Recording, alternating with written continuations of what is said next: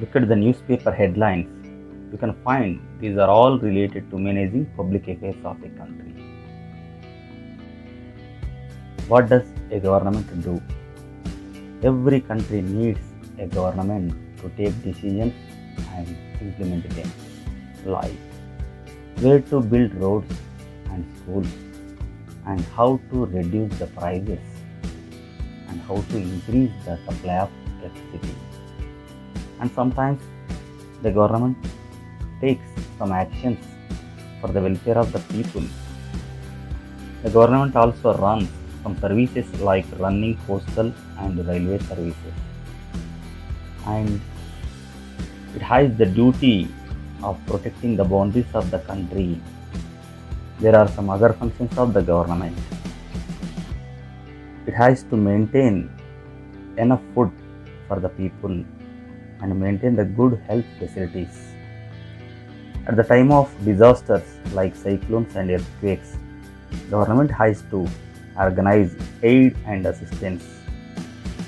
If there is any dispute, the people may go to the court. The courts are also part of the government. We know the tribal people, how they settle their disputes with the help of discussions and by the headman. Of course, the interests, ambitions, and lifestyles of the people were similar in the tribal society.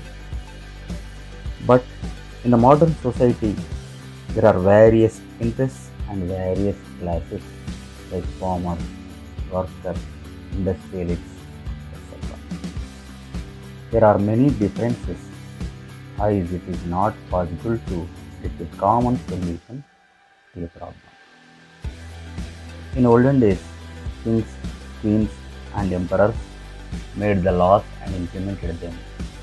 If anyone did not agree them, they punished them. And no one could question their authority.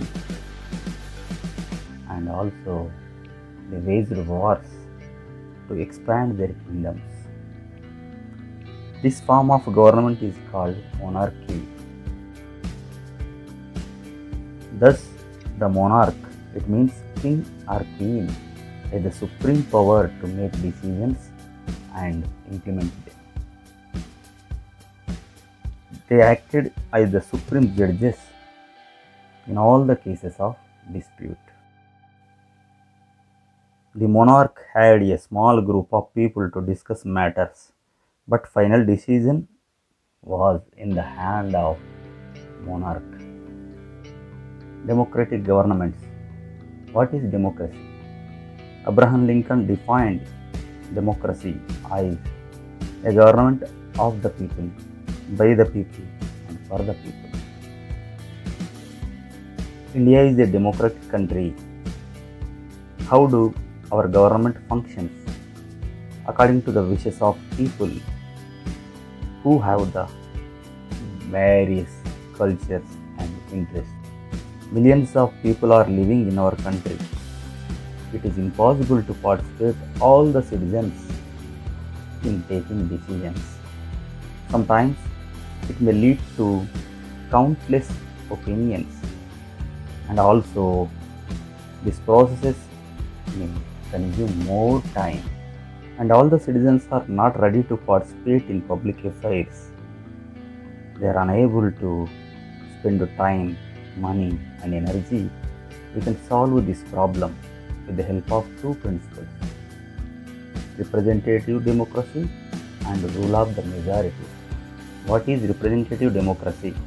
In our times, democratic governments are usually referred as representative democracies. Here, people choose their representatives through the election process. For example, in a village, the villagers elect the ward members.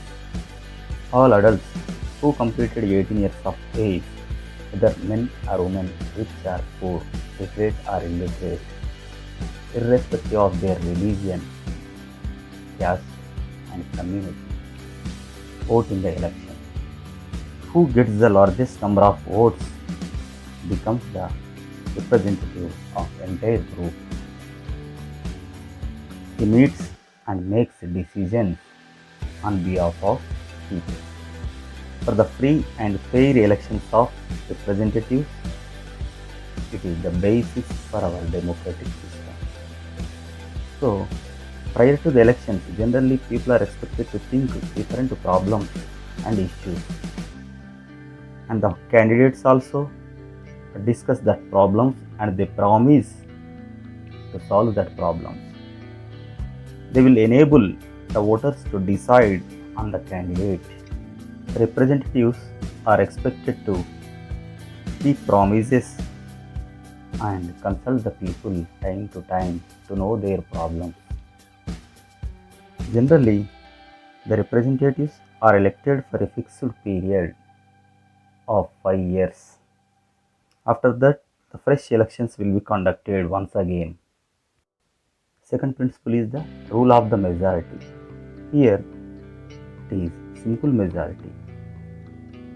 It means one who gets more votes, even if it is a difference of one vote, will get elected. People who voted for other candidate also have to abide by the decision of the majority. Most of the decisions of elected representatives are validated based on the same principle of majority. 6. Unelected representatives. The representatives cannot ignore the interests of minorities because there are some rules and regulations, principles or procedures are laid in the constitution. They have to work according to these rules. If they cross these principles or procedures, the courts can dissolve their decisions and we can freely express our views and criticize their actions through the meetings, TV, newspapers, etc. Equality and democracy.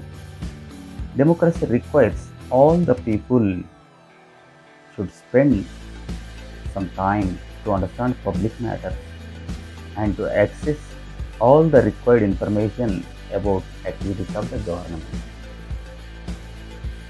And also, it is important to exercise their vote with freedom and without any interference.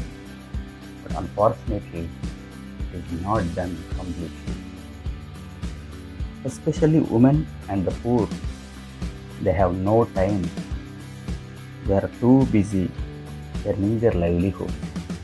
Many times, rich and powerful persons are influencing the voters by giving the gift of other things. By this way, the people are prevented from using their democratic right of voting. Government at different levels. The government works at different levels like local level, state level and national level.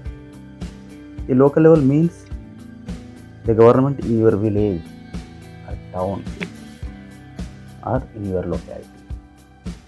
The state level government works for entire states like Telangana, Karnataka, Tamil Nadu. National level government. The national level government represents and works for the entire country.